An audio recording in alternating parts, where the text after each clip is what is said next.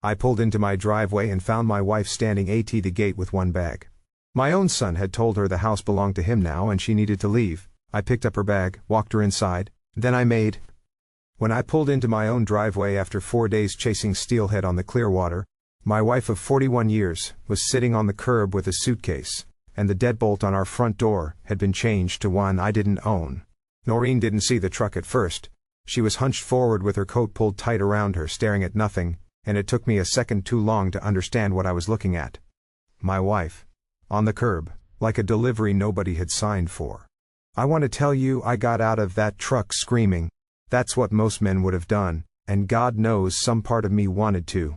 But I spent 42 years running commercial job sites, and you learn something in that line of work that never really leaves you. When something structural fails, hollering at the wreckage doesn't tell you why it came down. So I didn't scream. I parked the truck, walked over, and picked up my wife's suitcase. Then I went looking for the reason our own son had locked us out of the house I built with my own 2 hands. My name is Walter Doyle. Everyone calls me Walt. I'm 71, and until I retired, I ran a commercial construction outfit out of Eagle, Idaho. The kind of company that pours foundations for warehouses and strip malls, and once in a great while, for the house it builds for its own family. I built that house myself, back when the lot was nothing but sagebrush and a well permit. I mixed the first batch of concrete for the footings, with Preston sitting on an overturned bucket, 6 years old, asking me why we didn't just buy a house like everybody else. I told him a man builds his own foundation so nobody can ever tell him it isn't solid. It's the kind of thing you say to a 6-year-old without thinking much of it. I thought about it a great deal later. Noreen and I bought that lot the same year we married, back when neither of us had 2 nickels to rub together, and the land was cheap because nobody else wanted sagebrush and a 40-minute drive to town. I was picking up excavation work wherever a contractor would hire on a young guy with a strong back, still years from starting a company of my own, and Noreen was waiting tables at a diner on State Street that's a phone repair shop now. We used to eat dinner off paper plates on a card table in what would eventually be our kitchen, and joke that someday we'd throw a party in a real dining room and not tell anyone how we got there. The week I finally paid off the mortgage, 11 years after we broke ground, longer than it should have taken, since I was building the company at the same time, Noreen bought a bottle of good red wine, and told me we'd save it for the night we could sit in that dining room and actually mean it. We never got around to opening it. There was always a truck payment, or Preston's braces, or a slow year in the trades, eating the cushion we'd meant to build. It sat in the back of a closet for so long I half forgot we owned it. Preston is our only child. We gave him everything. Boise State, his wedding to Vanessa, the down payment on their first condo that nobody in the family ever called a loan out loud, though everybody understood it was one. I never once asked for it back, and until 16 months ago, I never imagined I'd need to. Preston met Vanessa at a fundraiser gala. Neither of them had any real business attending. He'd gone as a favor to a coworker. She'd gone with a client from the dealership, where she worked the finance desk at the time. He called me the next morning sounding like a different person, lighter, and told me he'd met the woman he was going to marry. I laughed, the way you laugh at a 29-year-old who's clearly getting ahead of himself. He proposed 4 months later. They married 7 months after that, faster than felt entirely natural, even accounting for how young people do things now, and Noreen and I told ourselves it was just modern romance moving at modern speed. I didn't think about that timeline again for years. I've thought about almost nothing else since. 16 months ago, Preston asked if he and Vanessa could come by on a Sunday evening to talk something through. I remember being pleased about it. The ordinary kind of pleased a father gets when his grown son still wants his opinion on something. They arrived together, which I noted only because Preston usually handled anything official on his own, taxes, insurance, that sort of thing, and Vanessa didn't usually sit in on it. Preston did the talking. He wore a suit sharper than anything he'd owned 2 years earlier, and told me he wanted to protect Noreen and me from the estate tax. He had papers with him, and a lawyer's name I didn't recognize, a man named Marcus Whitmore, who Preston said Vanessa had actually found through someone at her shop, a detail I only thought to weigh months later. Once it had stopped being a small detail and started being a hinge, the whole story turned on. Vanessa didn't say much that night.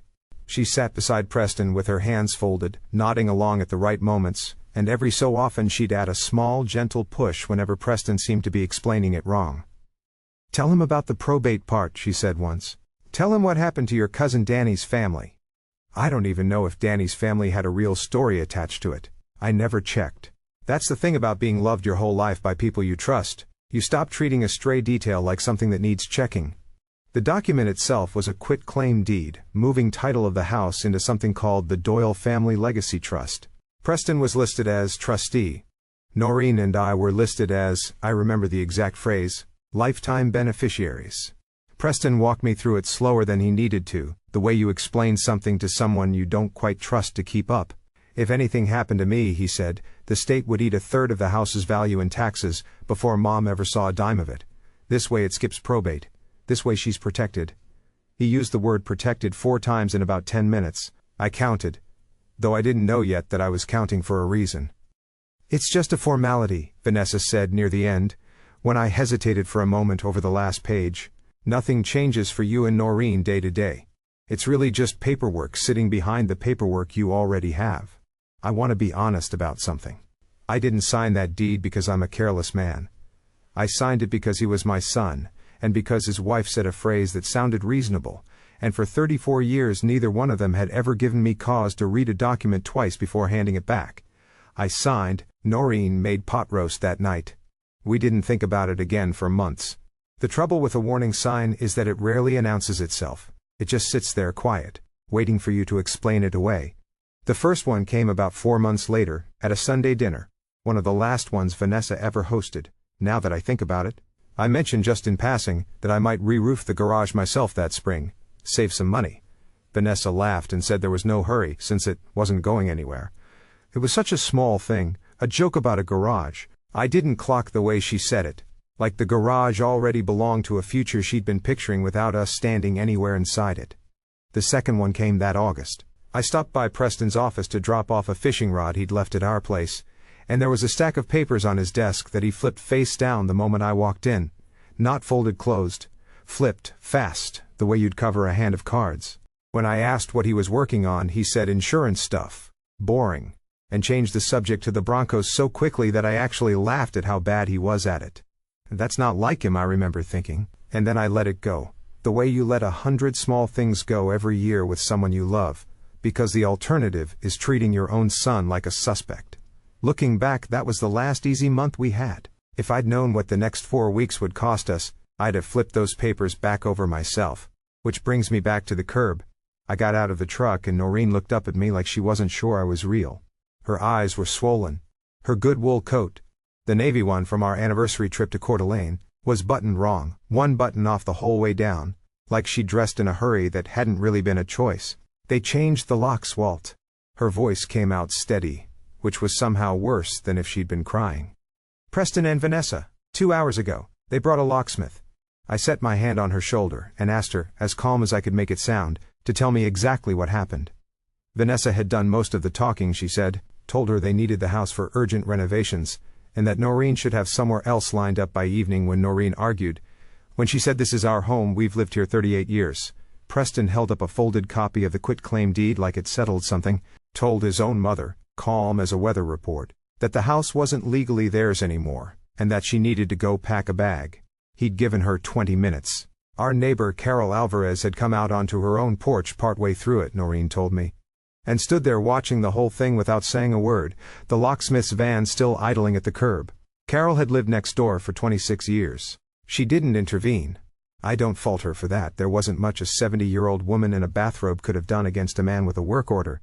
But she did walk over afterward, once Preston and Vanessa had gone back inside, and sit with Noreen on the low stone wall until I got there.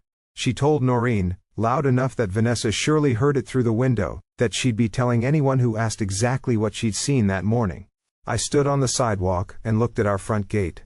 Somebody had hung a brand new brass padlock on it, the kind you grab off a hardware store end cap, still shiny, still smelling faintly like the box. 42 years building things, and my own son had locked me out of one of them with a $9 padlock. I won't pretend I didn't want to put my fist through it. I did. But I've spent a career watching men lose contracts, crews, entire companies, because they let their temper make a decision their head should have made instead. So I picked up Noreen's duffel bag, took her hand, and walked her around the side of the property, along the fence line, to a door nobody but me remembered existed. 15 years ago, when I built the addition on the back of the house, I'd set a contractor's lockbox behind a loose brick by the gas meter, standard practice, in case a crew needed access when I wasn't around. I hadn't touched it in a decade. I knelt down, worked the brick loose, and punched in 4 numbers that hadn't changed since the day I set that box in the mortar. The side door opened like it had been waiting on me. We stepped into the kitchen, and the smell hit before anything else did. Fresh espresso, the good beans we keep in the freezer for company. Preston and Vanessa were sitting at the oak table I'd built with my own hands, looking over paint swatches, like a couple picking colors for a nursery. Vanessa saw us first. She dropped her coffee cup. It didn't break, just rolled, dribbling across wood I'd hand-sanded 30 years ago. Preston came up out of his chair so fast it scraped the floor. "How did you even—" he started, then caught himself and switched, in about a second and a half, from confused to furious. Said we were trespassing, said he'd call the police, said it all with his class ring tapping the table edge, tap tap tap, the same nervous habit he's had since he was 19.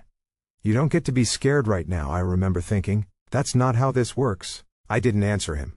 I let him get loud, because I wanted to see exactly how loud he was willing to get in front of his own mother, and because arguing legal technicalities with a man who's already decided he's right is like trying to reason with a house fire. Instead, I turned to Noreen, and told her to go upstairs and pack 3 suitcases. Just what we needed. I'd handle the rest. She hesitated, looked at me like she needed permission to still believe this would be all right, and then she went. Vanessa tried filling the silence while Noreen was upstairs, said something about how a 4-bedroom house was wasted on 2 people our age anyway, how we should be grateful somebody was finally being practical about it. I didn't look at her. I've negotiated with tougher people than Vanessa Doyle across a lot of job site trailers, and I know exactly how much oxygen to give a comment like that. None. 20 minutes later, Noreen came down with 3 suitcases. I carried them out myself. At the door I turned and looked at my son, the boy I taught to ride a bike in that driveway, the boy who used to fall asleep in the cab of my truck on the way home from job sites, and something in my chest did break, just for a second, before it hardened back over. "Enjoy the house, son." Then I walked out, and didn't look back. We drove 40 minutes to a motel off the interstate, the kind with a buzzing sign missing half its letters and walls, thin enough to hear the television next door. Noreen didn't say a word the whole way. When we got to the room, she sat down on the edge of the bed and finally let herself cry, the kind of crying that comes from somewhere much older than that particular afternoon. I held her until she had nothing left, and told her we were going to be fine. I meant it. I just didn't know yet exactly how I was going to make it true.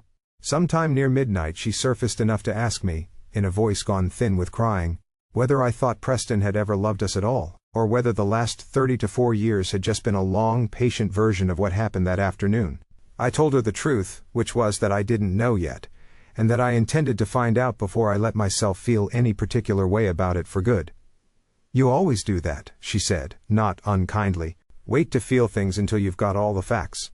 I told her it had kept us in business a lot of years. She managed something close to a laugh, thin as paper, and finally let her breathing even out into sleep against my shoulder. Once Noreen finally drifted into an exhausted sleep, I didn't lie down.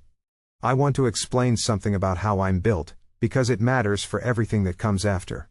I spent 4 decades in a business where a bad Tuesday can cost you a 6-figure change order, where subcontractors lie to your face about schedules, where a competitor will absolutely try to poach your foreman during a slow season. You don't survive that by getting angry. You survive it by getting curious. Anger burns hot and tells you nothing.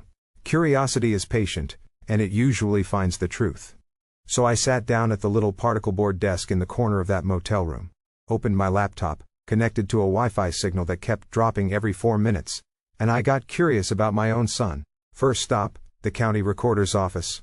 Public records, searchable from anywhere if you know what you're looking for. I typed in our address. I already expected the quitclaim deed from 16 months back. That part wasn't a surprise. What I hadn't expected was the second filing, 3 weeks earlier, a deed of trust recorded against our house in favor of Cascade Trust Bank. Preston hadn't taken that house to live in it. He'd used it as collateral. I sat back in that cheap chair and did the math out loud, quietly, so I wouldn't wake Noreen. $460,000. A commercial loan, not a mortgage. The kind of paper you sign when a bank wants proof you're serious. And proof usually means an asset with no other liens on it. Our house had sat there 38 years, without so much as a car loan against it. Clean title.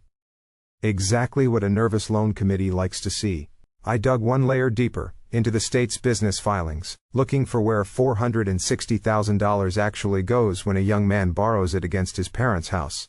It didn't take long. Nearly the entire balance had been wired into an LLC called Ivory and Lace Holdings. I knew that name. Vanessa's bridal shop, downtown on 8th Street, the one with the gold lettering and the mannequins in the window that Noreen always slowed the car to look at. I'd heard secondhand, through a neighbor whose niece worked there part-time, that the shop had been having a rough year. Rough turned out to be generous. The picture assembled itself the way a bad inspection report does, piece by piece, each one worse than the last. Vanessa's shop was drowning. Preston had used my life's work as a personal line of credit to keep her afloat. And the bank, understandably, wanted its collateral standing alone in the world, unencumbered, with two elderly people no longer attached to it. That's why the eviction happened now. Not because Preston suddenly needed a house. Because Preston needed us gone from it, on paper, and in fact, so the loan terms would hold. I closed the laptop as the sky outside started going gray at the edges. I sat there in the dark a long moment, and something in me shifted, not into grief, though the grief was still very much present, but into something colder and more useful. My son thought he'd taken a house from a tired old man. What he'd actually done was tie his entire financial life to a piece of property I understood better than my own hands. He'd turned my home into a liability he didn't know how to read, and I'd spent 42 years reading exactly that kind of paper for a living. I let Noreen sleep until 9. Then I told her I'd find us somewhere decent to live by evening, kissed her forehead, laced up my boots, and drove to our branch of First Interstate. I wasn't worried about that stop. Not really. Noreen and I kept a little under $60,000 in our regular checking. Emergency money, medical bill money, new roof money, exactly the kind of situation we were currently living through. Not our whole life savings. Just the water we kept close at hand. Preston had been added to that account 5 years back, when the bank started pushing everybody onto paperless statements, and Noreen and I both found the app confusing. He'd offered to help manage transfers, keep an eye on things if we ever got sick. He was our only child. I signed the paperwork without a second thought, the same way I'd sign the quitclaim deed, because that's what you do for people you trust completely. You stop reading the fine print, since the fine print exists to protect you from strangers, and he wasn't a stranger. The bell over the door chimed the way it always does. I asked the young teller to draft me a cashier's check for $6,000. First month, last month, deposit on a decent 2-bedroom I'd seen advertised downtown. He typed. He frowned. He typed again, leaned closer to his screen, and excused himself to find his manager. I've stood on enough job sites to know the exact posture of a man about to tell you something's structurally wrong. The branch manager wore that posture the whole walk over. He was about my age, gray at the temples, and he looked at me with the kind of sympathy you save for someone who doesn't know yet what you already know. The account was empty. I asked him to run it again. Kept my voice level. Told him there had to be a mistake, that there'd been nearly $60,000 in that account 3 days earlier, before I left for the river. He turned the monitor a few degrees so I could see through the glass. $0.00. The entire balance had moved out to an external account the previous morning, authorized with a digital signature. Preston's signature? I didn't gasp. I didn't raise my voice. I just looked at 2 zeros on a screen and understood, past anger, into something quieter, that taking the house had been a business decision. This was something else. This was built to make sure Noreen and I had no money for a lawyer, no money for a deposit, nothing to do but come crawling back and ask our son for permission to survive. The manager asked gently if I wanted to file a fraud report. I shook my head. Preston's name was legally on that account. He had the right to empty it, same as I did. A fraud report would take months to arrive nowhere. I thanked him, took my card back, and walked out into a morning that was infuriatingly beautiful. Clear sky, that particular clean cold the foothills get in October. I sat in my truck in the parking lot and gripped the wheel until my knuckles went white, and let myself feel for exactly 1 minute the full weight of what my son thought of us. Then I put the truck in drive, because Preston had made one very large, very confident mistake. He thought that empty checking account was the whole of what we had. It was the smallest fraction of it, and he had no idea. I didn't sleep more than 3 or 4 hours a night for most of that first week. Noreen noticed before I did, mentioned gently over breakfast one morning, that I'd started talking in my sleep. Short, flat sentences about permits and account numbers, like I was running a job site in a dream I couldn't clock out of. I caught my own reflection in the truck side mirror around then, and didn't much recognize the color under my eyes. A man can carry a lot of weight standing up if he's convinced himself the weight has a purpose. That doesn't mean the weight stops being weight. Noreen finally talked me into seeing my own doctor about 3 weeks into all of it, after she caught me pressing a hand against my chest one too many times at the kitchen table and pretending it was nothing. Dr. Okonkwo, who'd been patching me up for minor job site injuries for almost 20 years, ran the usual tests, listened to my heart a while longer than felt strictly necessary, and told me, in the flat tone doctors use when they want you to actually hear them, that stress doesn't announce itself as stress in a body like mine. It shows up disguised as everything else: the sleeplessness, the tight chest, the headaches I'd been chalking up to bad posture over blueprints. Nothing's broken yet, he said. But you're 71, Walt, not 51, and whatever it is you're building, you'd better build in a few rest days, or your body's going to hand you an invoice of its own eventually, and it won't wait for you to be ready to pay it. I took that more seriously than I let on to Noreen at the time. I started forcing myself to sit still for 20 minutes every evening. No papers, no phone, just a chair and a window. The way you're supposed to let concrete cure without walking on it too soon. It didn't fix everything, it kept me upright long enough to finish what I'd started, which was all I actually needed it to do. I drove into downtown Boise, parked in the garage under a glass office tower, and rode the elevator to the 14th floor, to the office of a man I'd known for 31 years. Arthur Kessler had incorporated Doyle Construction Group back when I was 30, and owned exactly one dump truck and considerably more ambition than sense. His office hadn't changed much since: dark wood floor-to-ceiling shelves of case law nobody reads anymore, and, in the corner by the window, a chessboard mid-game that had sat untouched for over a year, since his law partner Sam Voss passed. Arthur told people once that he was still deciding his next move. I'd always assumed that was a joke, until I sat across from him that particular afternoon, and saw the way his eyes drifted to it while he listened to me. Sam and I started that game the week before his diagnosis, he said, catching me looking. White's winning. Has been winning for over a year now. I keep telling myself I'll make the move when I've earned it. He said it almost apologetically, like a man explaining a habit he knew didn't fully make sense, and then he set his pen down, and gave me his full attention. What's going on, Walt? I sat down across from him in my work boots, and told him everything, in order, without raising my voice. The eviction, the lockbox, the deed of trust, the $460,000, the empty checking account. Arthur listened the way good lawyers listen, completely, without interrupting, occasionally writing a single word on a legal pad. When I finished, he set his pen down and said the words, elder abuse, and started sketching a civil case, injunctions, a lawsuit, the whole slow machine of the court system. I stopped him. I don't want a lawsuit that takes 3 years and a headline in the paper, I said. I want this handled the way I've handled every hard job in my life. Quietly and completely. Arthur leaned back and studied me a moment. What did you have in mind, Walt? I told him about the trust. 30 years earlier, before Preston was even in middle school, I'd started setting aside a percentage of profit from every large commercial job, every warehouse, every strip mall, every school gymnasium, into an irrevocable trust that neither Noreen nor Preston knew existed. I never told Noreen the exact number, because I never wanted her carrying that weight. I certainly never told Preston, because I wanted him to build something of his own, to understand what a dollar costs before anyone ever handed him one too large to understand. That trust, as of the last statement I'd pulled before the fishing trip, held just under $3.8 million. Arthur didn't say anything for a moment. Then quietly, he thinks he bankrupted you. He thinks a checking account is a net worth, I said. I spent my whole career negotiating with people smarter than Preston. I know how to bleed a bad contract dry. I also know how to buy one. I laid it out. Preston had leveraged our house for a loan from a regional bank. Regional banks sell off risky commercial paper all the time, especially when the underlying business, Vanessa's shop, is already bleeding. I wanted Arthur to set up an anonymous holding company, registered somewhere that guards its ownership records, with no trail back to me or this office. and I wanted that company to quietly buy Preston's loan directly from Cascade Trust before the ink on his signature had even properly dried. I didn't want my house back. I wanted to own his debt. Arthur went quiet for a long moment and then did something I hadn't seen him do in 31 years. He smiled, not the kind smile, the other one, the one lawyers save for a strategy they respect.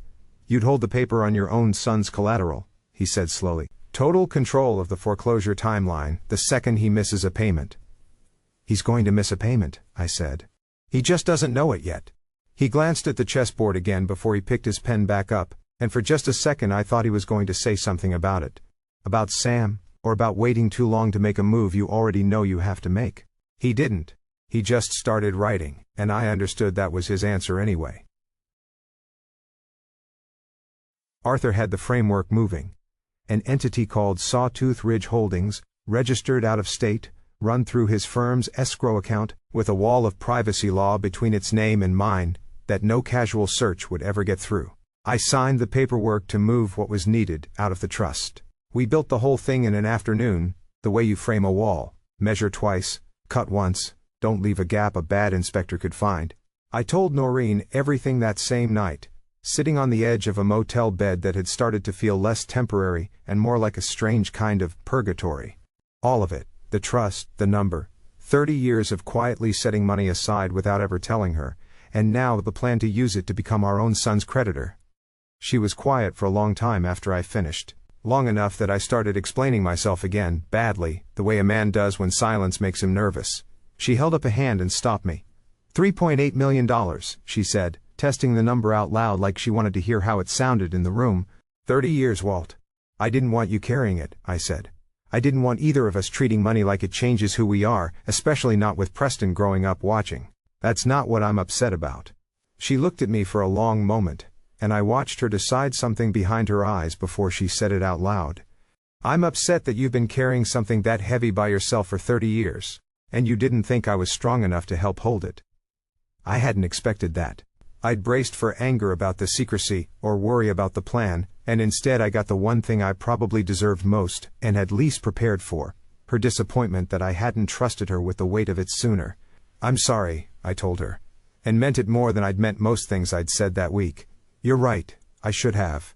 She was quiet again, and then she asked the only question that actually mattered. "And the plan? Buying his debt without him knowing? You're sure that's who we wanted to be at the end of this?" "I'm not doing it to become someone," I said.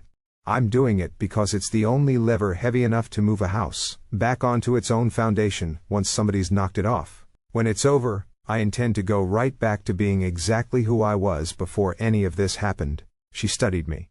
A while longer. The way she used to study a set of blueprints before deciding whether they were worth building. Then she nodded, once, like a signature on a contract. "Then I'm in," she said. "All the way in.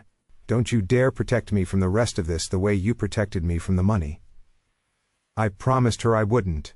It's a promise I mostly kept, and where I didn't, I've since apologized for. Finding somewhere to actually live took longer than I expected, which surprised me more than it should have. I'd assumed foolishly that money solves that particular problem quickly. It doesn't. Not entirely. Not when you're 71 years old and trying to explain to a leasing agent half your age why two people your age suddenly need a two-bedroom apartment on short notice with no landlord references from the last 38 years, because you haven't rented anything since Nixon was in office. One young woman at a complex off Fairview looked at our application like she suspected we were running from something, which, in a manner of speaking, we were, and asked if we had a cosigner or a guarantor.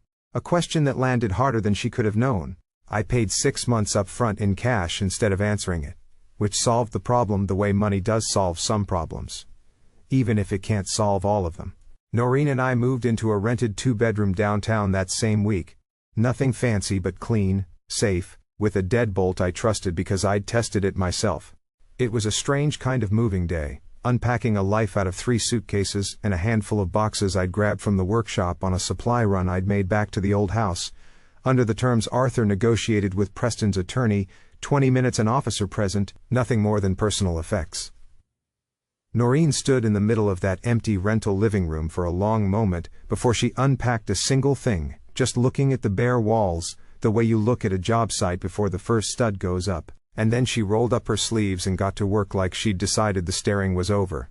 She unpacked her mother's old recipe box first, chipped at one corner, before anything else, before clothes, before the coffee maker, before her own reading glasses. She'd apparently grabbed it off the kitchen counter in those 20 frantic minutes instead of any jewelry.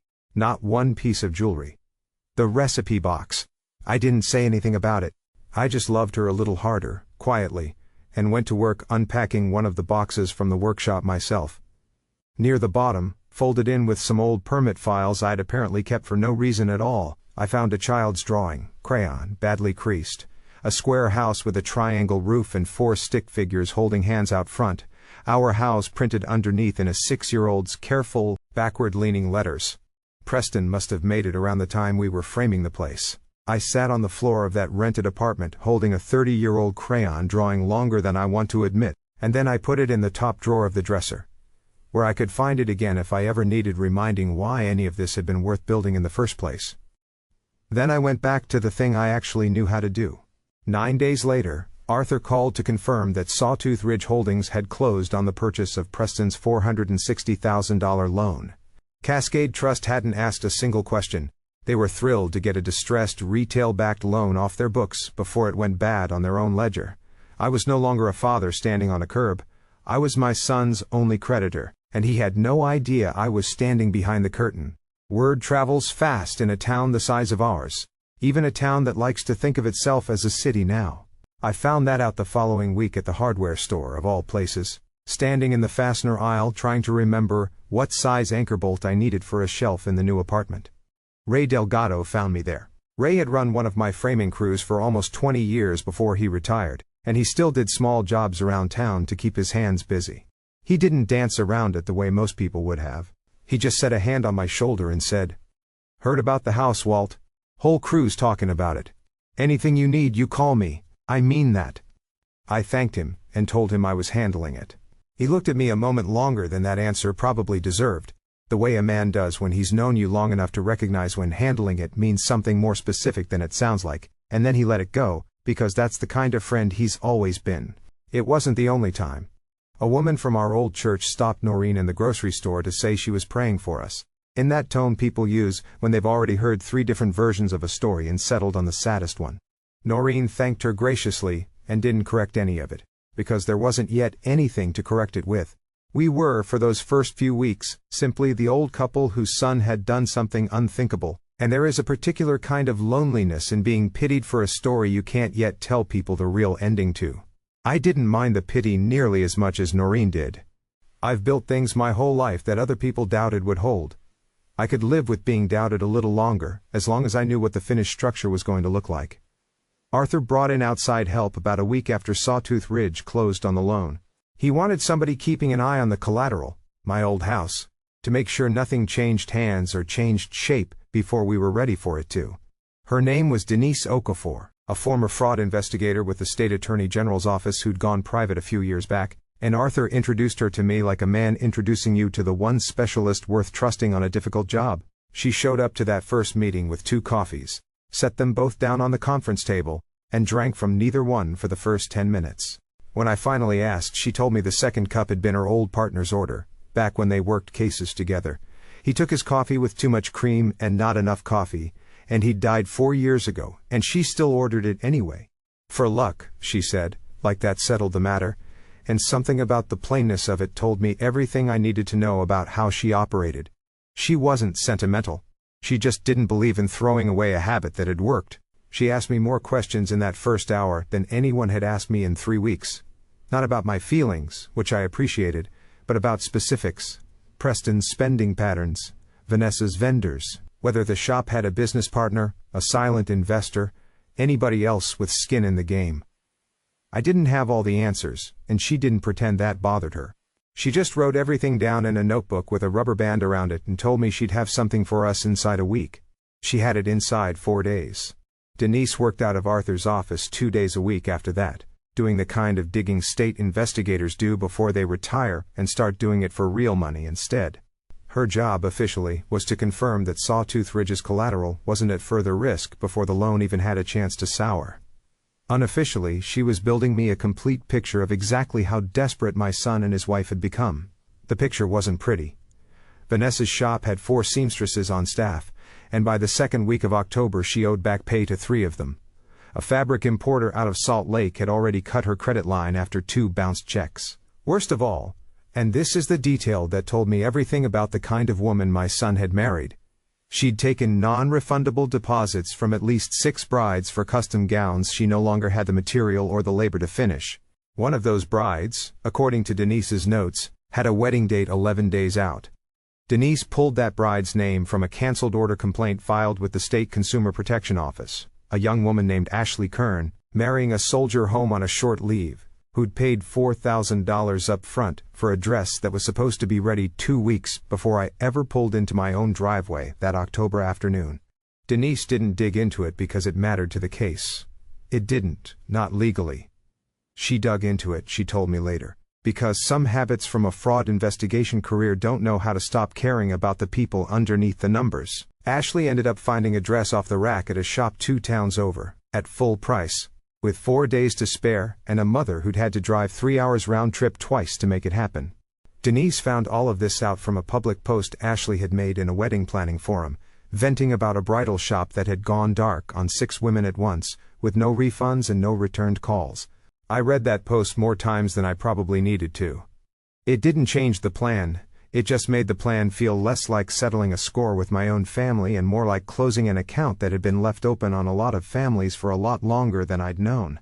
Denise eventually mailed Ashley an anonymous money order for the difference in what she'd had to pay, routed through a small nonprofit that handles exactly that kind of thing discreetly.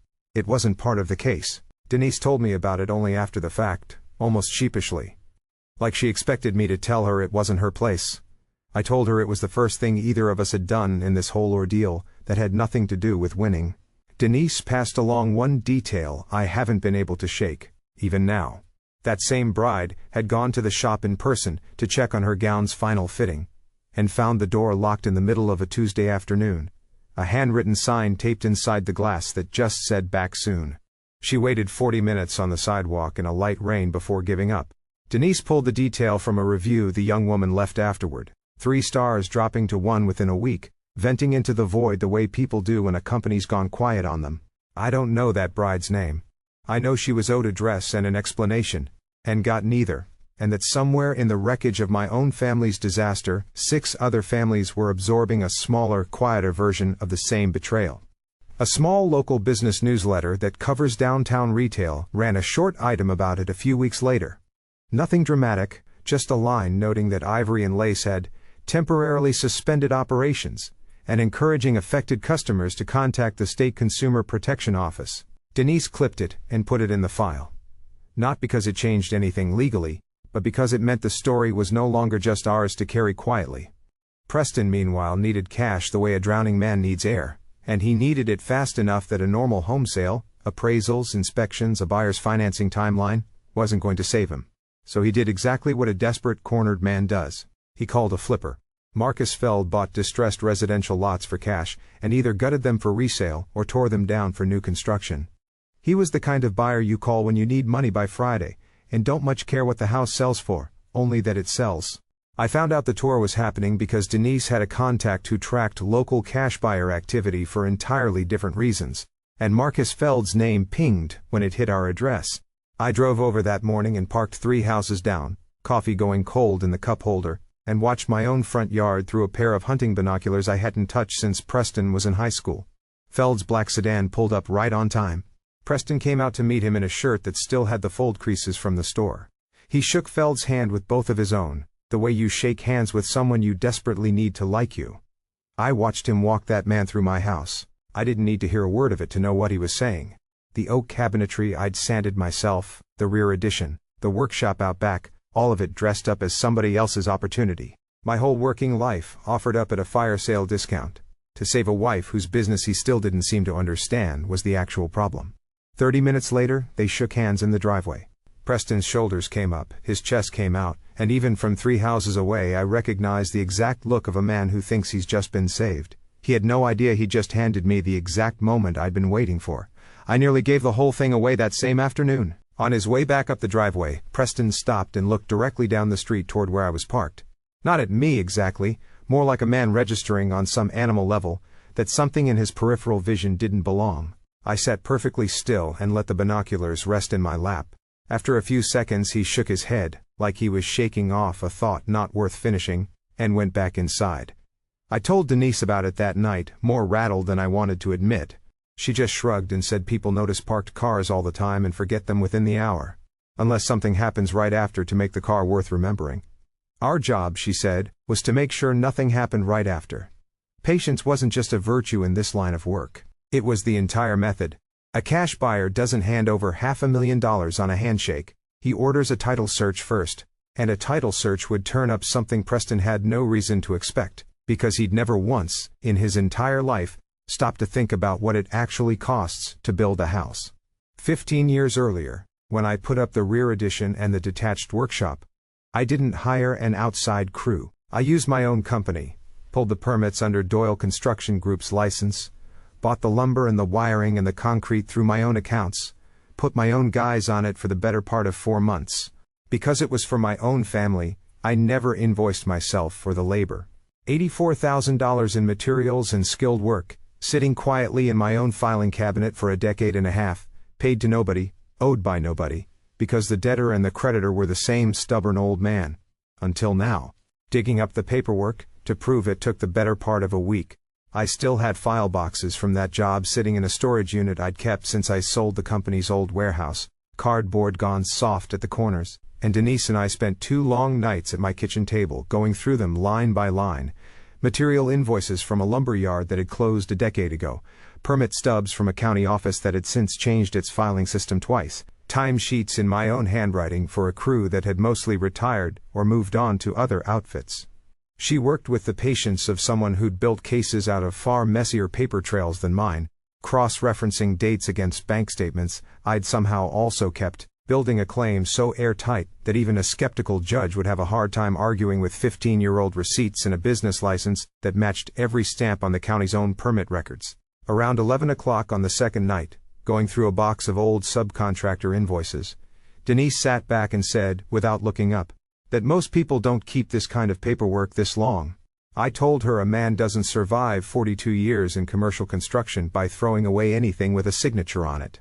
She said that was either the most useful habit she'd ever seen in a client, or the saddest, and she hadn't decided which yet. I told her it could be both. She laughed at that, the first time I'd heard her laugh since I met her, and went back to the invoices.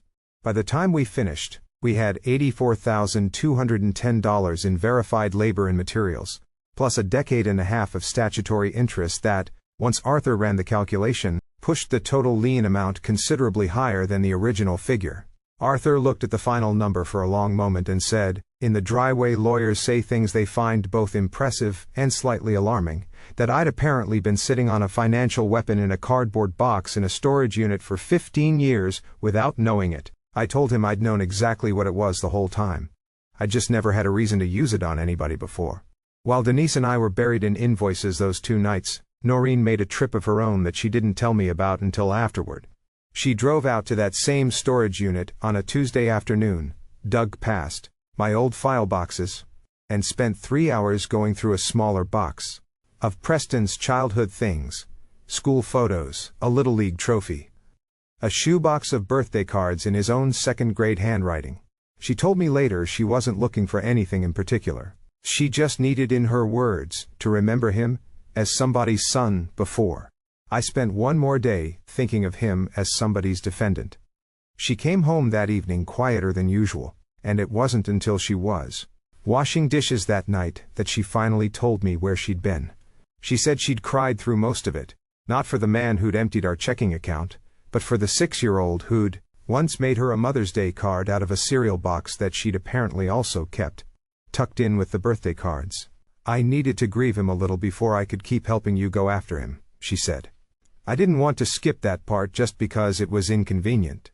I told her I understood completely, and I did, better maybe than she realized, since I'd been carrying a version of the same grief myself every night I couldn't sleep, underneath all the account numbers and lien calculations. She brought the cereal box card home with her, and kept it in her nightstand drawer at the rental apartment for the rest of that year. Not displayed, not hidden, just there, the way you keep something belonging to a person you love and are furious with at the exact same time, because both feelings turned out to be true, and neither one canceled the other out. Arthur filed a retroactive mechanics lien against the property, adjusted for 15 years of statutory interest, the same week Feld's title company ran its search. It's a strange piece of law. A mechanics lien. It doesn't care who currently holds the deed. It attaches to the dirt and the lumber themselves. A house with an active lien can't be sold, refinanced or transferred clean, no matter whose name sits on the title, until the lien is satisfied. I knew exactly how the next part would go, because I'd watched it happen to other people's deals more times than I can count over 42 years. Feld's title agent would run the search, hit the red flag and call his client to say the property was compromised. A man who flips houses for a living wants nothing to do with a title clouded by an unresolved construction dispute. The risk isn't worth the discount.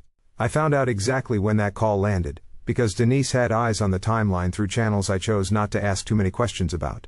2 days after the lien recorded, Feld called Preston at 4:52 in the afternoon. The call lasted 90 seconds. I imagine Preston answered expecting to talk wire instructions and a closing date. I imagine he had a pen in his hand.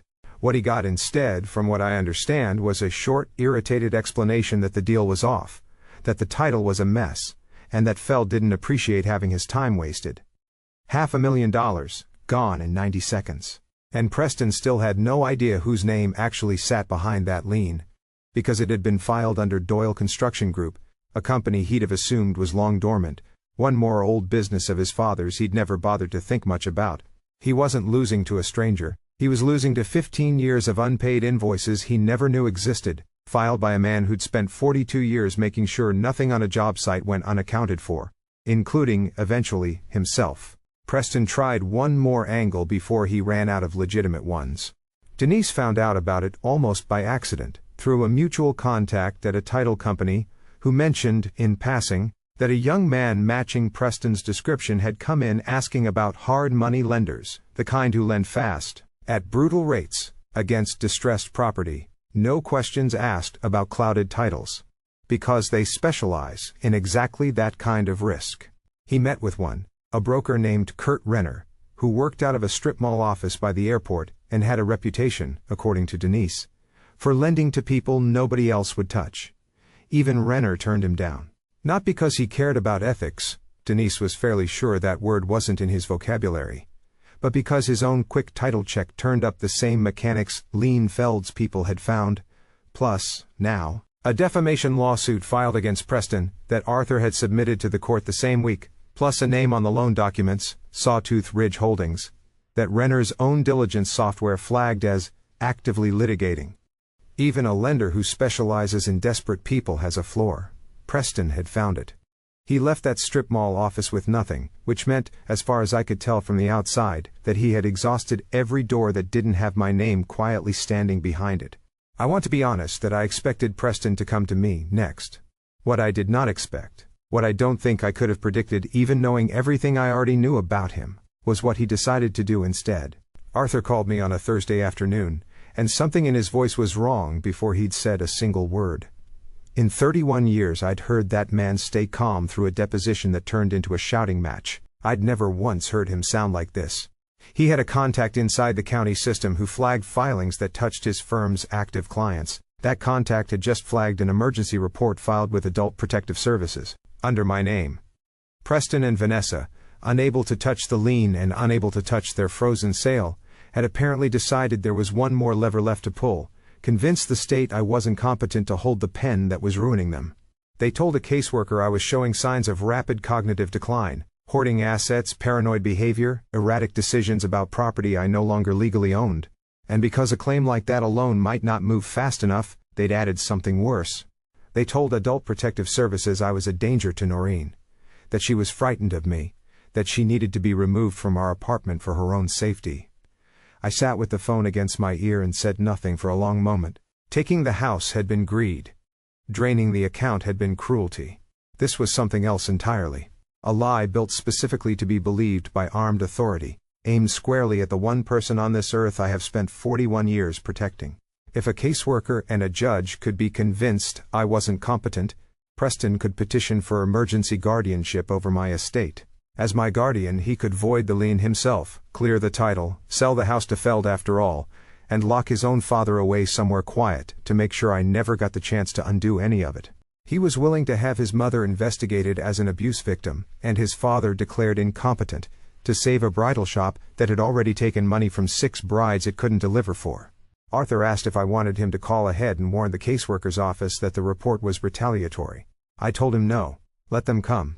I'd been preparing for exactly this kind of move longer than Preston had been capable of making one. The knock came 4 days later, on a gray Tuesday morning, while Noreen was pouring her second cup of decaf at the kitchen island of our rented apartment.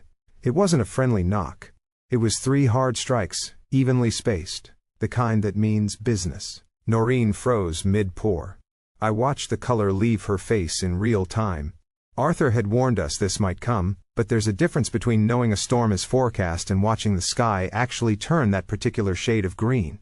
I put my hand over hers, took the coffee pot before it could tip, and told her to go sit in the living room with her book, like it was any other Tuesday.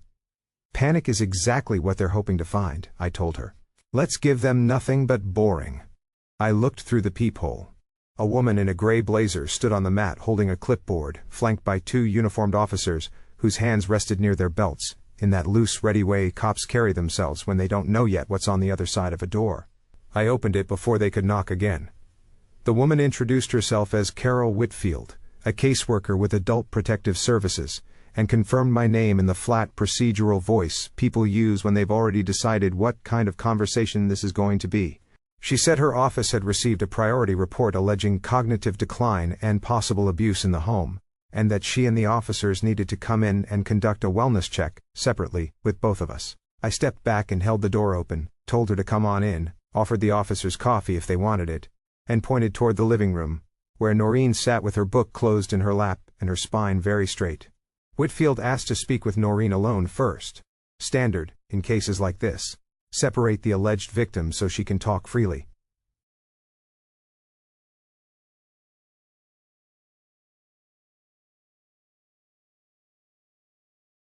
Showed her to the guest room and sat down in the kitchen to wait. I won't pretend those 20 minutes were easy.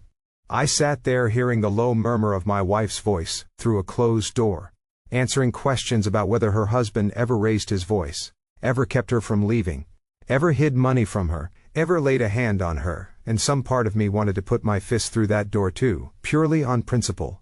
But I let it pass through me the way I'd learned to let everything pass through me those past few weeks. I trusted Noreen completely. I knew exactly what she'd say.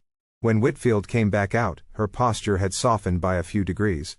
The 2 officers had already started drifting toward the door, the particular body language of men realizing there's no danger here to guard against. Whitfield sat down across from me and clicked her pen. She asked me to state my full name, the date, the city we were in. I did, without hesitating. She asked me to count backward from 100 by 7s. I did that too, evenly, watching her watch my face for the little hitches that come with early dementia. She found none, because there weren't any to find.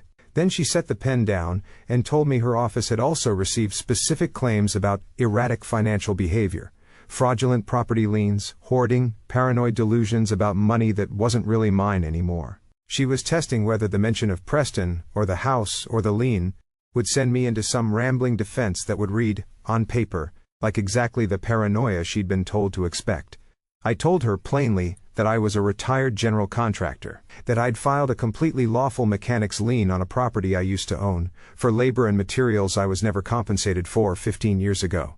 I told her, in dates and numbers, that my son had leveraged that property for a $460,000 commercial loan to prop up a failing business, and that my lien had, as a side effect, stalled a sale he badly needed. I kept every word factual. No raised voice. No conspiracy theories. Just permits, and dates, and dollar amounts. Laid out the way I'd lay out a bid. I watched her expression shift, slowly, from clinical to something closer to concern, and not concern about me. I have one more thing for you, I said, and got up to retrieve a manila folder from the desk drawer where I'd kept it since the week we moved in. Inside was a full psychiatric evaluation, cognitive panel included, signed and stamped by Dr. Priya Anand, one of the more respected geriatric psychiatrists in the state. It concluded, in language considerably more formal than mine, that I showed no signs whatsoever of dementia, paranoia, or cognitive impairment, and that my baseline function was, if anything, above average for my age. Whitfield checked the date at the top, one day after the eviction. "You had this done before any of this started," she said. "It wasn't quite a question." "I've spent 42 years anticipating what happens when a structure's under stress," I told her. "I figured my son might eventually try to challenge my competency to get around that lien. So I made sure there'd be a fresh, independent record of exactly how competent I was, before he ever picked up the phone." Whitfield sat with that a moment, then closed the folder gently and let out a long breath. She looked at the two officers and gave a small shake of her head. They visibly relaxed. She stood, apologized, sincerely I think for the intrusion, and told me her office would close the file as unsubstantiated. She said, in the careful language caseworkers use, that filing a knowingly false report with Adult Protective Services was its own kind of offense, and that this file, and the person who'd made it, would stay on record. I walked her and the officers to the door, and thanked them for their time. When it clicked shut, Noreen came out of the guest room still holding her book, and the look on her face was something I hadn't seen since before the day on the curb. Relief, yes, but something sturdier underneath it too. That night, after the dishes were done, Noreen sat down across from me at our little kitchen table, and asked me something she hadn't asked yet, in all these weeks. "How far are you going to take this, Walt?" I told her the truth, because I'd never once in 41 years found a good reason to tell her anything else. "As far as it needs to go," I said. "He tried to have you declared a victim, and me declared incompetent, in the same afternoon, to steal a house I built with my own hands. I don't know how to make that small." She was quiet a while, turning her water glass slowly on the table. "Do you know what I actually thought about standing on that curb?" she said. "I didn't think about the house. I thought, 41 years, and my own son looked at me like I was a line item." She said it without much heat, which somehow made it land harder than if she'd shouted it. "I keep waiting to feel less angry about that part. I don't think I'm going to." "You don't have to," I told her. "He's still our son," she said. Not as an argument, just as a fact she needed to say out loud. The way you'd check that a fact was still true before you built anything else on top of it. "He is," I agreed. "That doesn't mean he gets to keep being cruel to us for free." She nodded slowly, and I could see her turning it over. The version of herself that had spent 34 years excusing away every hard edge of him, going up against the version of herself that had spent one October afternoon shivering on a curb because he'd told her to. I didn't rush her. Some things a person has to arrive at on their own, even when you already know where they're going to end up. "Just promise me one thing," she said finally. "Whatever happens to him, I don't want to be the reason you can't sleep at night either." I promised her I wouldn't let it be that. I meant it when I said it, and I've done my best to keep it, though I won't pretend some nights since then have been easy. There's a particular kind of tired that comes from loving someone and dismantling their life in the same season. I don't think there's any way around that tired. I just decided, that night at the kitchen table, that it was a price I was willing to pay, and one I'd pay again. Preston had swung the hardest thing he had left at me, my own freedom, and it had come back around and hit him instead, because he'd never once stopped to wonder whether his father might have seen this exact move coming 3 moves out. The defensive part of this was finished. It was time to go on the offense. The next morning I drove back to Arthur's office and slid a single sheet across his desk, the caseworker's written closure letter stating plainly that the report against me had been investigated and found to be fabricated. Arthur read it once, and I watched something settle into his face, the particular satisfaction of a lawyer who's just been handed the one document that makes an entire case simple.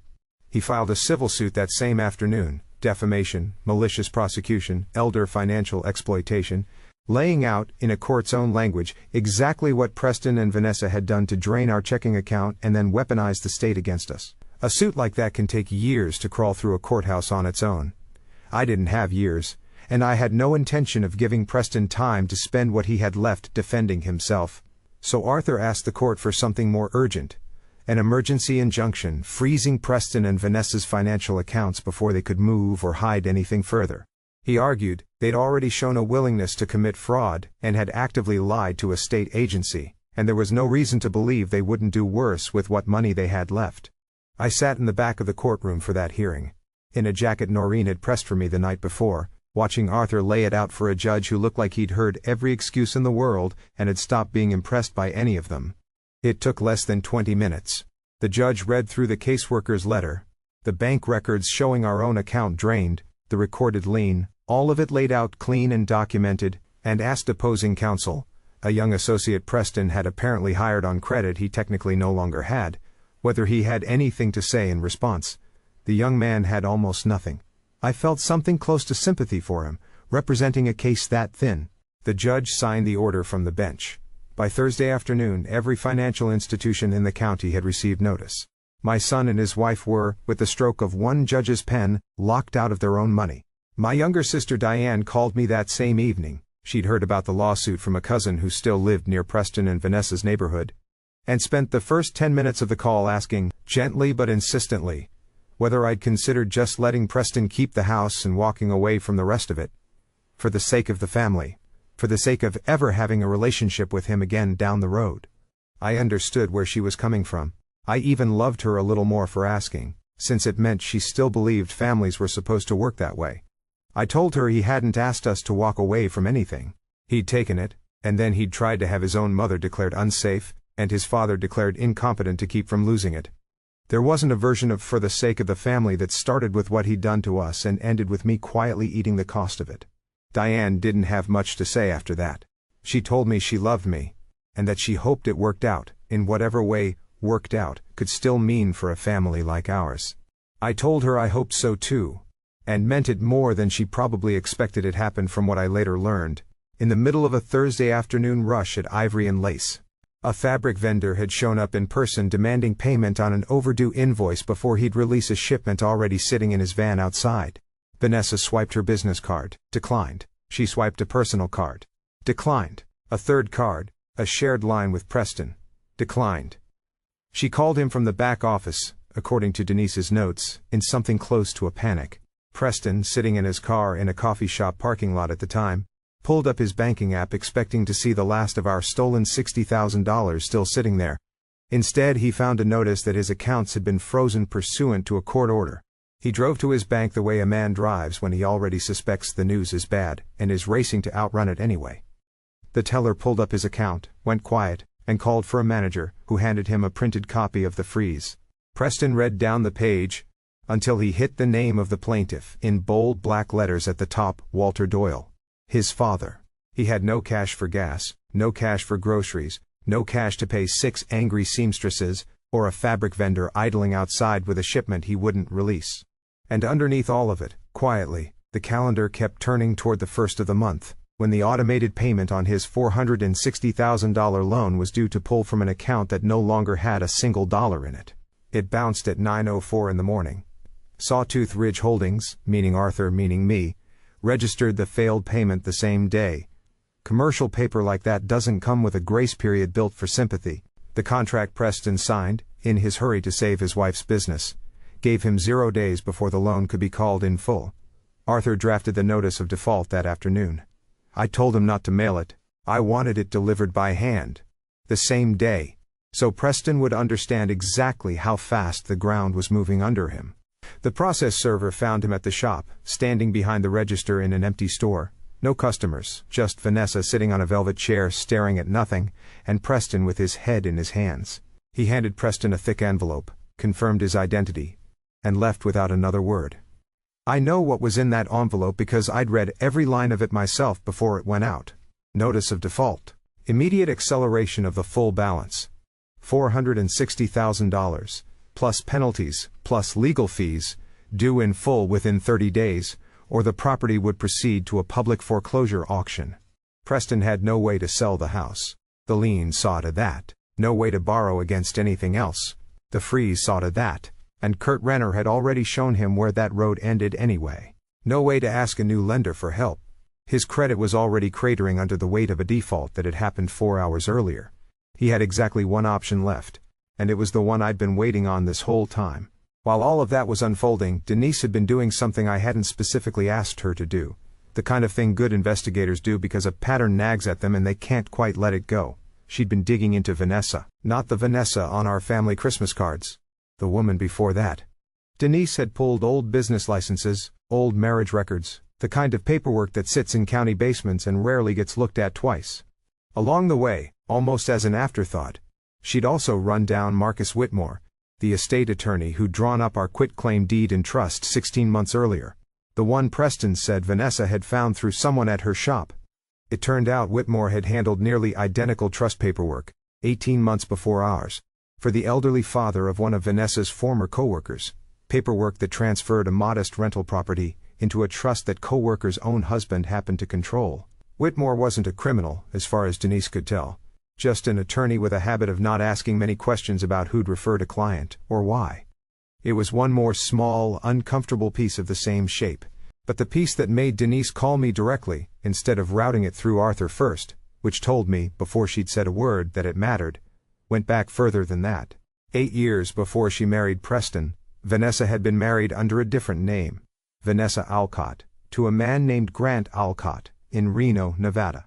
Grant's father, Harold Alcott, had owned a small print shop and a rental duplex, modest but paid off, the kind of quiet nest egg a working man builds over 30 years. According to a civil complaint filed by Harold's other son, a complaint that had gone nowhere, settled quietly, sealed from casual view, Vanessa had convinced Harold to refinance the duplex to help fund a business opportunity. The money went into a boutique fitness studio that closed within a year. Harold lost the rental property. Grant and Vanessa divorced 11 months later. Harold died 2 years after that, estranged from most of his family, in an assisted living facility his other sons scrambled to afford. Denise found Grant Alcott living outside Salt Lake City now, remarried, working in insurance. She called him first, explained who she was and why, carefully, without leading him anywhere. 2 days later, at my request, she set up a second call, this one with me on the line too. I wanted to hear it directly, the same way I've never signed off on a job based on somebody else's inspection report, if I could walk the site myself.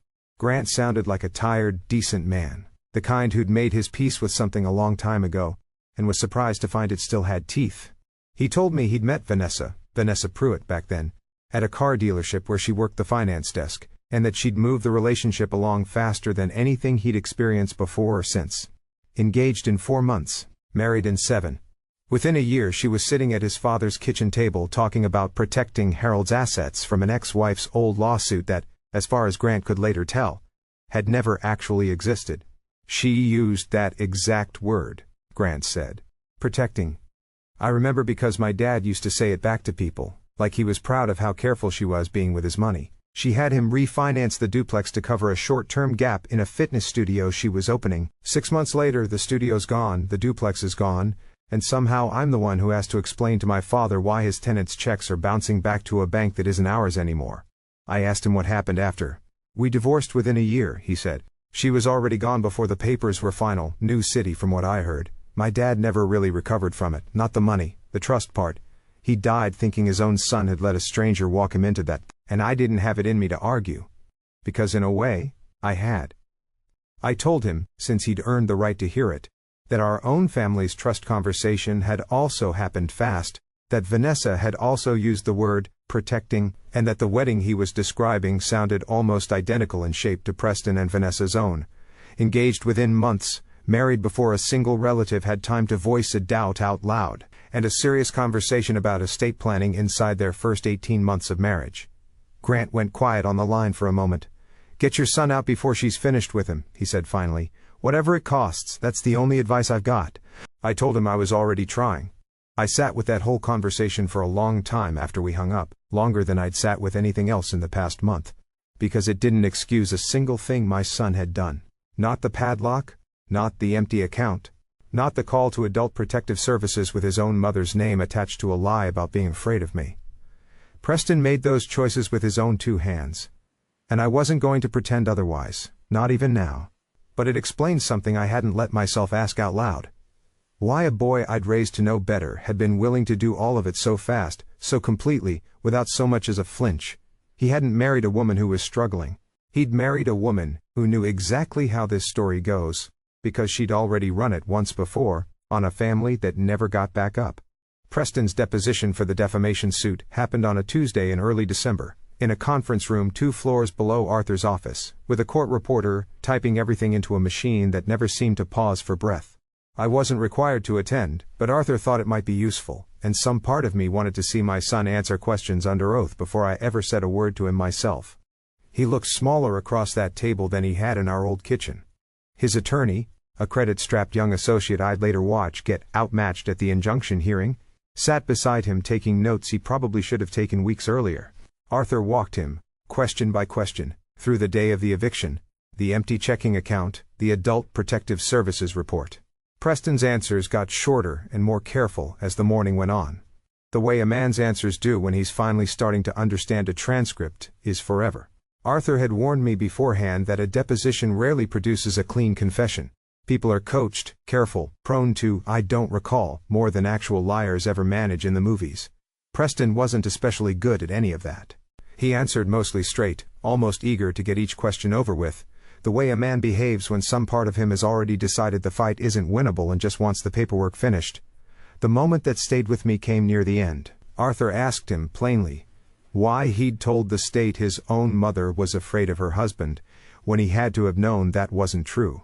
Preston was quiet for a long moment, long enough that the court reporter glanced up from her machine, and then he said, "I don't know, I thought if it worked fast enough none of the rest of it would matter." I sat in the back of that room already knowing what Grant Alcott had told us 3 days earlier. Already understanding, in a way Preston himself apparently still didn't, exactly whose voice had probably been in his ear telling him it would work fast enough. Watching him take full responsibility for a plan I now suspected he hadn't built alone by himself, was one of the stranger moments of the whole ordeal. Some genuine sympathy, and none of it enough to change a single thing I still had to do. Toward the very end his attorney asked for a short recess, and while the court reporter stepped out, Preston looked over at me for the first time all morning. Not with anger, which almost would have been easier to sit through, but with something closer to bewilderment, like a man checking a map against a landscape that no longer matched it. I didn't look away. I'd promised myself, walking in, that I wouldn't be the one to blink first, and I wasn't. The call came up from the front desk on a Wednesday evening, 10 days after the default notice went out. Not a phone call, a notification from the building's security app, the kind our new building used to screen visitors. I opened it out of habit, and saw the lobby camera feed. Preston was standing at the concierge desk. He didn't look like the man who'd shaken Marcus Feld's hand in our old driveway. His shirt, the same designer button-down from the sale that never happened, was wrinkled badly enough that I could tell he'd slept in it, or hadn't slept at all. His shoulders had a curve to them I'd never seen on my son, not once in 34 years, not even as a teenager getting benched for missing curfew. Noreen was visiting a friend across town that evening. I'd arranged it that way on purpose. Whatever was about to happen in that apartment, I didn't want her carrying it too. I told the concierge to send him up. I watched him on the hallway camera waiting for the elevator, rehearsing something, his lips moving slightly, the way people do when they're building a story they need someone else to believe more than they believe it themselves. I had a fairly good guess what that story would be. Preston had spent his whole life being talked out of consequences by people who loved him more than they should have. Some part of him, I think, still believed I was one of those people. He knocked 3 times. I let the silence stretch a few seconds before I opened the door. Not to be cruel, but because a man on the edge of asking for something learns more about himself in 5 seconds of silence than in 5 minutes of being let off the hook. He stepped inside, dripping slightly from the rain, and looked around the apartment. The clean lines, the good light, the view. And I watched confusion flicker across his face. He'd drained our checking account believing he'd left us with nothing. Seeing me standing in a place like this, calm, dressed, unbothered, didn't fit whatever story he'd been telling himself for 3 weeks. I pointed him toward the dining table. Didn't offer coffee, didn't offer a towel for the rain. This wasn't a visit between family. This was a meeting, and I meant to run it like one. He talked for a long time before I said a word. He told me it had all been a misunderstanding, an actual word he used, for changing the locks on his own parents and putting his mother on a curb with a duffel bag. He said he'd always planned to bring us back once the renovations were finished, a lie so thin I almost respected the effort it must have taken to say it with a straight face. Then he pivoted, the way I'd watched him pivot at 19 when he wanted something and the first approach wasn't landing, into a story about predatory lenders. How the loan against the house had hidden clauses, engineered penalties, a scheme designed from the start to take the family home. He used that phrase twice. The family home. The same house he'd tried to sell out from under me 11 days earlier for half its worth, to a man who guts houses for a living. Then came the ask. He knew I still had connections from 42 years in commercial construction, developers, bankers, men who owed me favors from 100 old jobs. He wanted me to call in those favors, get him a private bridge loan, save the house from foreclosure. He said it the way you'd ask to borrow a ladder. There wasn't a flicker of apology in any of it, not for Noreen on the curb, not for the empty account, not for the caseworker and the 2 officers who'd stood in my living room because my own son told the state I was dangerous. He wanted a rescue, and he wanted it from the exact people he'd spent the last month trying to erase. I let him finish completely. Then, I reached into the folder I'd left on the table before he arrived, and slid a single document across to him. It was the notice of default. The same one his process server had already handed him at the shop, naming Sawtooth Ridge Holdings as the creditor accelerating his loan. He looked at it, confused, clearly assuming I'd somehow gotten hold of this predatory lender's paperwork through my old contacts. Read the signature page, I said, all the way to the bottom. He read. I watched his eyes travel down the page, the way you watch weather roll toward you, when you already know what it's going to do to the roof. Past the default terms, past the acceleration clause, down to the line authorizing the holding company's actions. Managing member, Walter R. Doyle. I have never, in 71 years, watched a person's face do what Preston's face did in that moment. The blood didn't drain from it so much as simply leave, all at once, like a held breath finally letting go. His hands, which had been shaking slightly since he sat down, went completely still. And for the first time in longer than I could remember, I didn't hear that class ring tapping against anything. You, he said. Just that. My name wouldn't come out of him whole. Me, I said. He tried to stand and couldn't quite manage it, caught somewhere between his chair and his own collapsing understanding of the last 3 weeks. I let him sit with it. I'd earned the right to let a silence do some of the talking for me, after everything. When he finally found words again, they weren't an apology. They were a plea. Take the house back, he said, just take it. He'd sign whatever I wanted, he'd walk away with nothing if it meant this ended. He still didn't understand. He thought this was about the house. I don't want the house, I told him. I haven't wanted it since the day you put a padlock on my gate. I could have stopped there. Part of me, the part that's still his father, that will always be his father, whatever else is true, thought about stopping there. But I'd learned something over the last few weeks that I couldn't unlearn, and I didn't think it was fair, in the end, to let him walk out of that apartment still believing the woman across the paint swatch table had simply had a rough year. I need to tell you something else, I said. About Vanessa.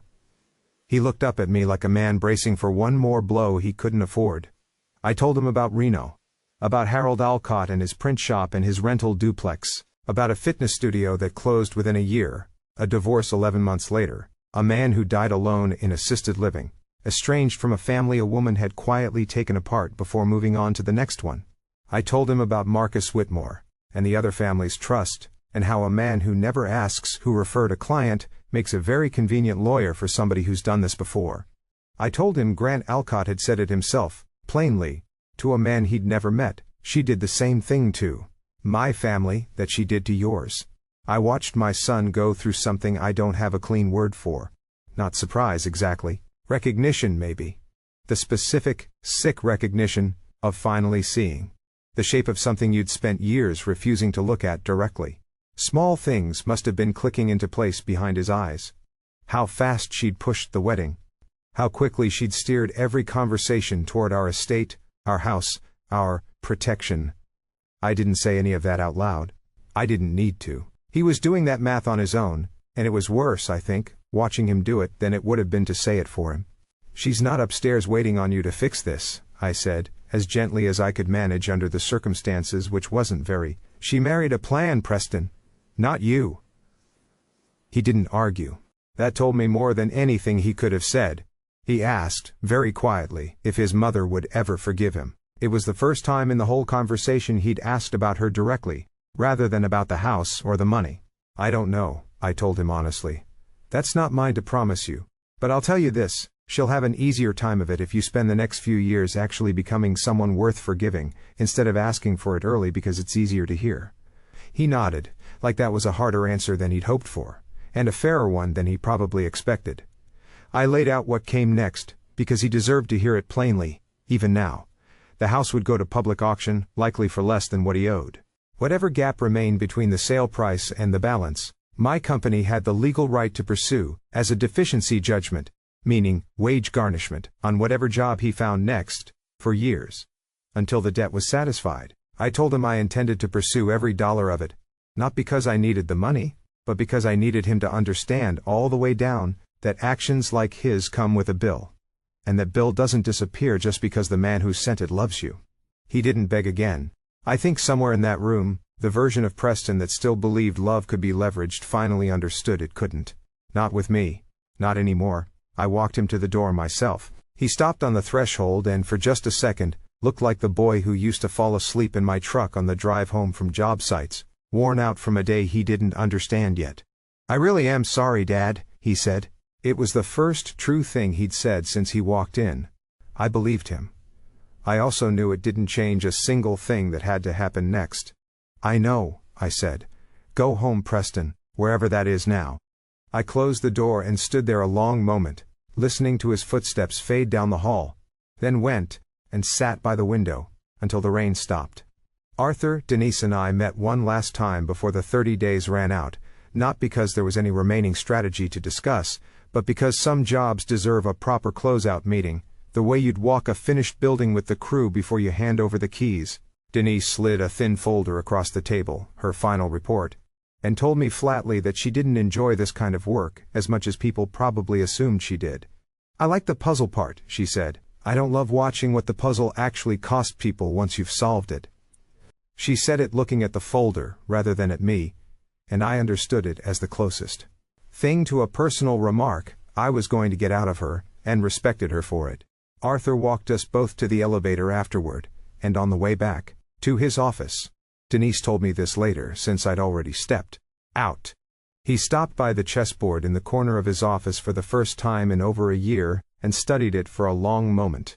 Denise said he finally reached out and slid his bishop 3 squares, completing a move he'd apparently seen available since the week Sam Voss died, and then just stood there looking at the board like a man who'd been carrying something heavy longer than he needed to. "Some things you wait to be ready for," he told her. I think I finally got tired of waiting. I didn't ask him about it directly when I saw him next. I didn't need to. I understood exactly what he meant, better than almost anyone could have.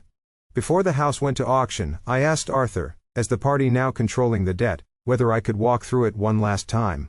He arranged it through the court-appointed custodian with less trouble than I expected.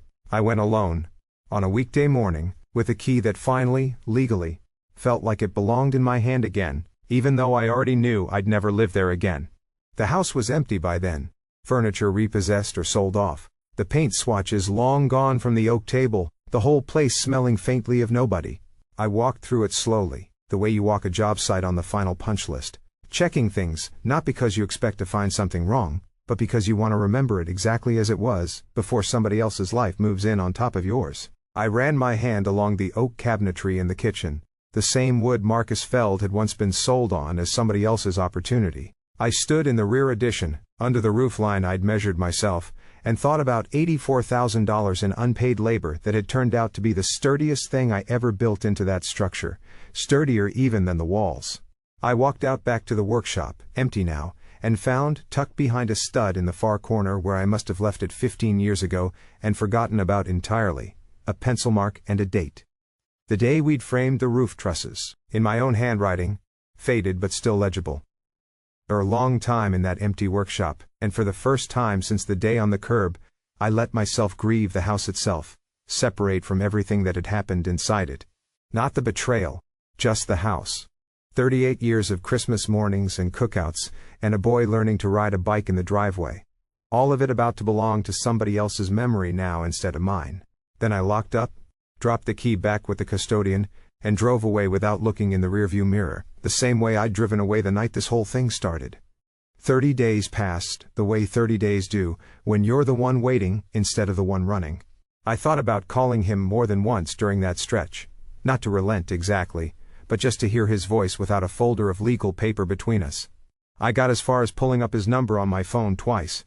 Both times I put the phone back down without dialing, because I knew myself well enough to know that a call in the middle of that countdown would have felt, to him, like a crack in the wall he could work his fingers into, and I wasn't willing to hand him one, not yet, not while there was still a version of this where he thought a little more pressure from Vanessa, or a little more begging, might change my mind. Noreen caught me doing it the second time, phone in hand, thumb hovering. She didn't say anything. She just sat down next to me on the couch and waited until I put it away on my own.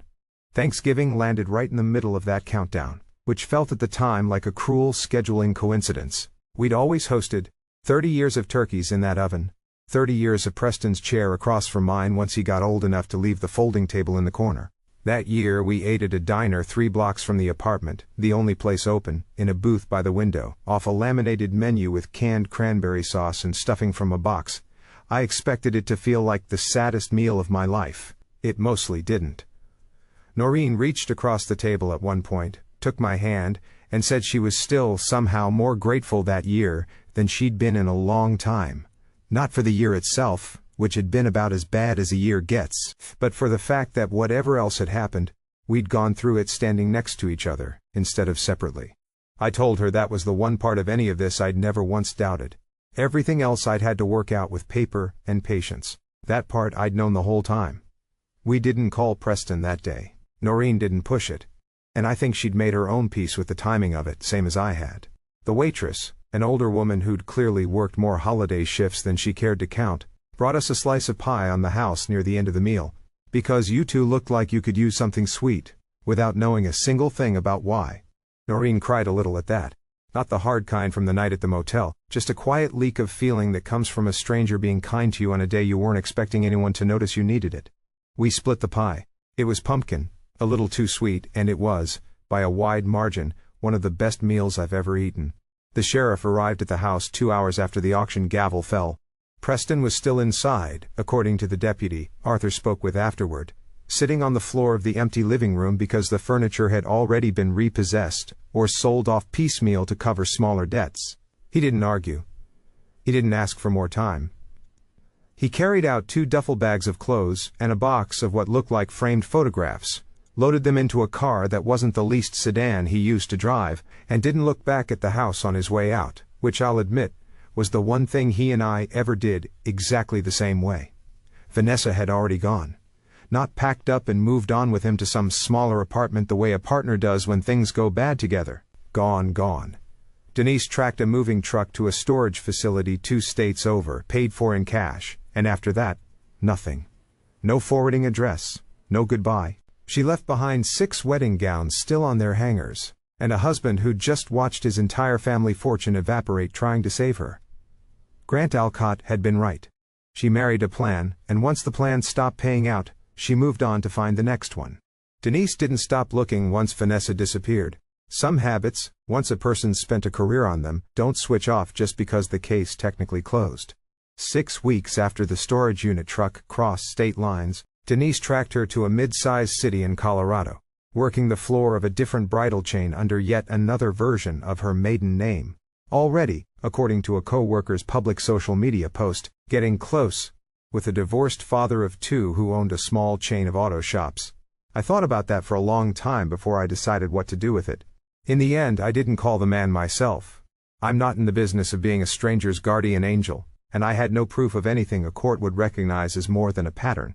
But I did ask Arthur to reach out to the state licensing board that oversees her current employer, and to file, formally, the same civil complaint history Denise had already uncovered in Nevada, now cross-referenced with what had happened to us in Idaho.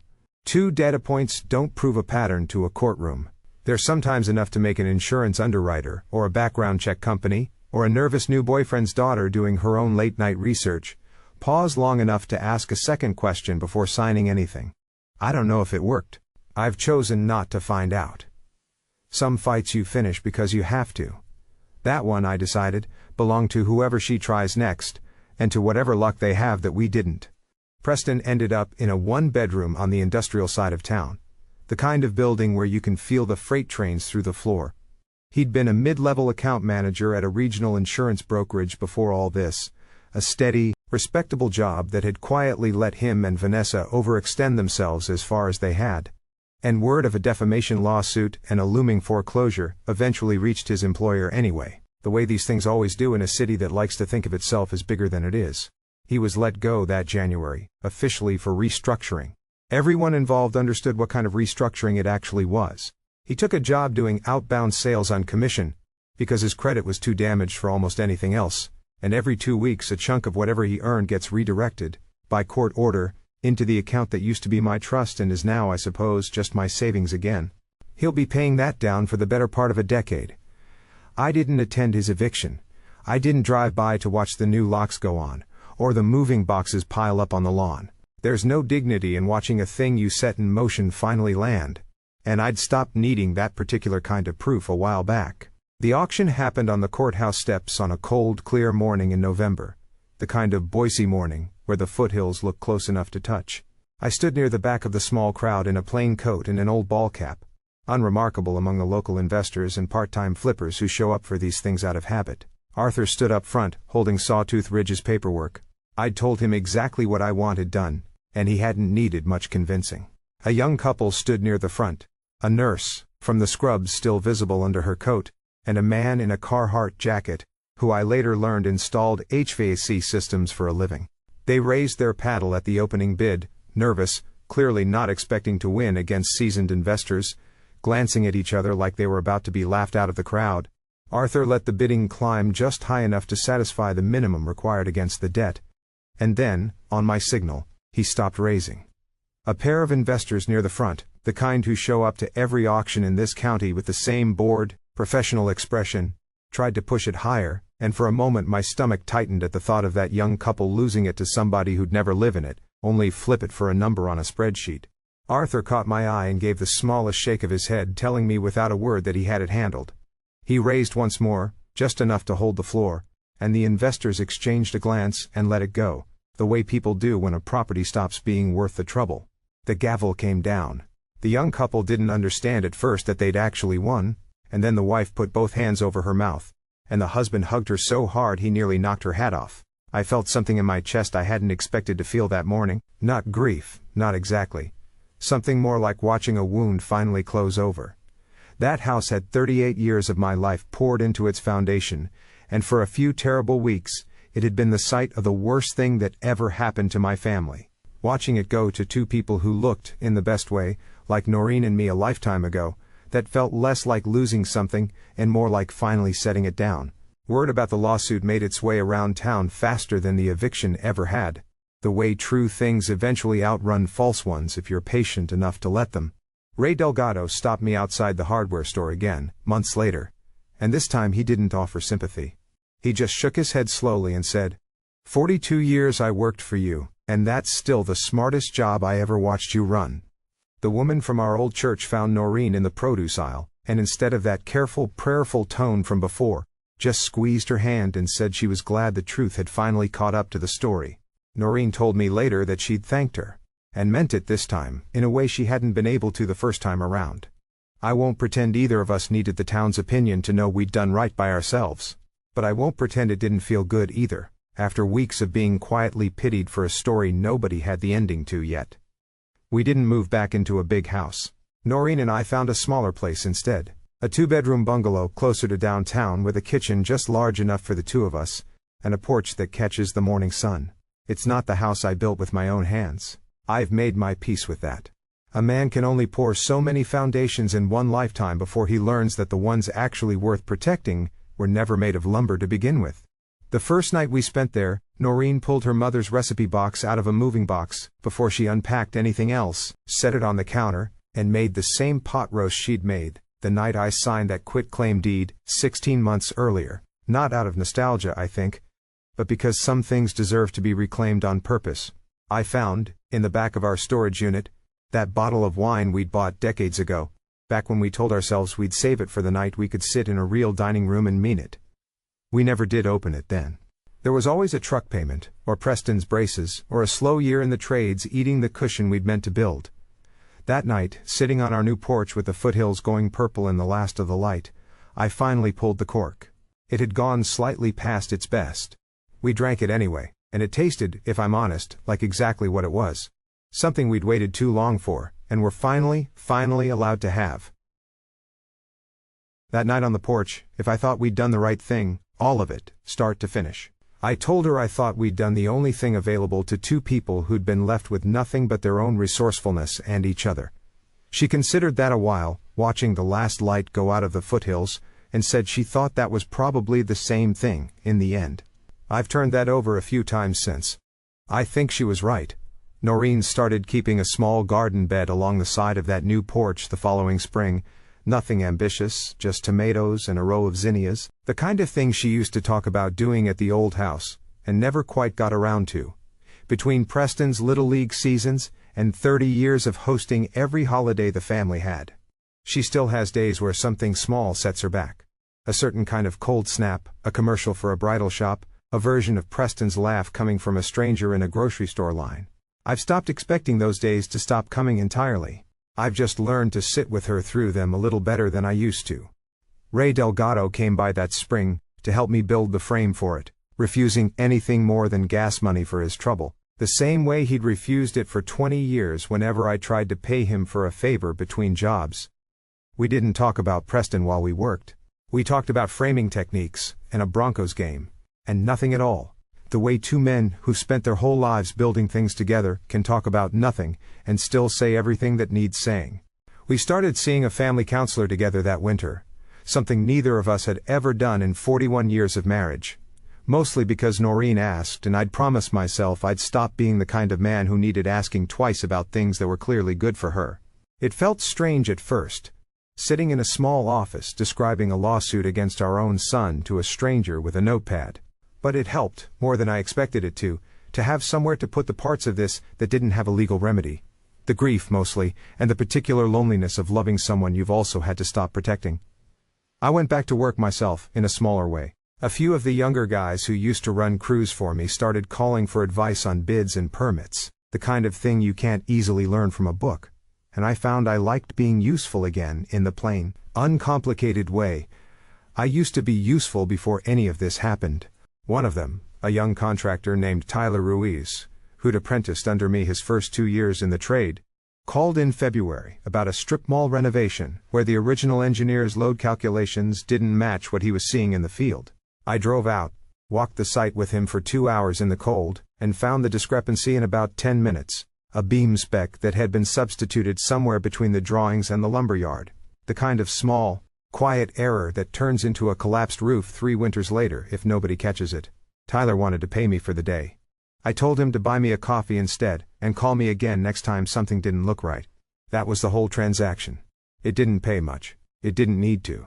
I'd forgotten, a little, how much I liked simply being right about something out loud, in a way that helped somebody instead of costing them. Preston texted me once, about 4 months later. One line, "I hope you and Mom are doing okay." I think about that day a lot. I didn't answer that night. I haven't deleted it either. Some foundations take longer than others to cure. I've learned, at 71, that you don't rush concrete, and you don't rush a man finding his own way back to the person he was supposed to be. Whether Preston ever makes that walk is his to decide, not mine to build for him. What I know for certain is this. My son thought that taking my house would break me. Instead, it showed me exactly how much I still had left to stand on. And exactly how little, in the end, any of it had ever actually depended on him.